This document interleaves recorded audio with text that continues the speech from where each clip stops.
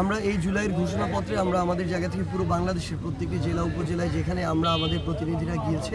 আমরা যে কথাটি বলেছি সেটা হচ্ছে এই যে জুলাইয়ের এত বড় একটা অভ্যুত্থান এটার একটা লিখিত স্বীকৃতি থাকা উচিত। আমাদের যারা রক্ত দিয়েছে জীবন দিয়েছে তাদের একটা স্বীকৃতি থাকা উচিত। তো সেই উদ্দেশ্যে মাননীয় প্রধান উপদেষ্টা গতকালকে সকল রাজনৈতিক দলের যারা প্রতিনিধি তাদেরকে ডেকেছিলেন। তাদের সমন্বয়ে এখানে একটি আমরা আমাদের জায়গা থেকে মনে করি গুরুত্বপূর্ণ এবং ফলপ্রসূ একটা আলোচনা হয়েছে, যার ফলে রাজনৈতিক দলের যারা রয়েছেন প্রতিনিধি ছিলেন তারাও তাদের জায়গা থেকে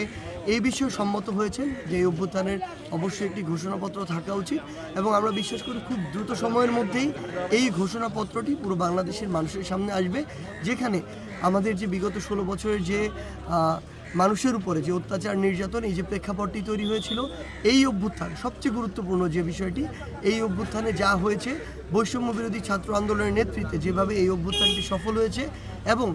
আমরা যারা এই অভ্যুত্থানে ফ্যাসিস্ট বিরোধী সকলে অংশগ্রহণ করেছিলাম আমরা এই অভ্যুত্থান পরবর্তী বাংলাদেশ নিয়ে যে স্বপ্নগুলো দেখি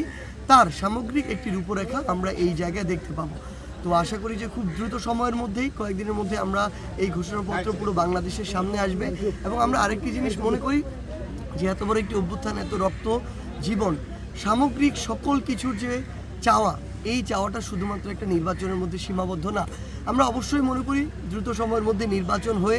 জনগণের যারা প্রতিনিধি হবে এই স্বচ্ছ নির্বাচনের মাধ্যমে তাদের কাছে ক্ষমতা যাবে, কোনো সমস্যা নেই। কিন্তু এটা তো এক কথায় অবাস্তব এবং অসম্ভব যে 6 মাসের মধ্যে নতুন একটি ভোটার তালিকা হালনাগাদ করা, 6 মাসের মধ্যে নির্বাচন কমিশনকে ঠিক করা, বিচার ব্যবস্থার সংস্কার করা, আইন শৃঙ্খলা রক্ষাকারী বাহিনীকে তাদের অ্যাকচুয়াল যে ভূমিকা সেই জায়গায় ফিরিয়ে আনা, এটা এক কথায় অসম্ভব। তো সেই জায়গায় আমরা যেটি মনে করি যে অন্তর্বর্তীকালীন সরকার যেটি বলেছিলেন তাদের জায়গা থেকে যে 26-এর মাঝামাঝির পূর্বে তারা কিন্তু একদম খুব অল্প সময় দিয়েছেন। আপনি দেখেন 26-এর মাঝামাঝির পূর্ব মানে কিন্তু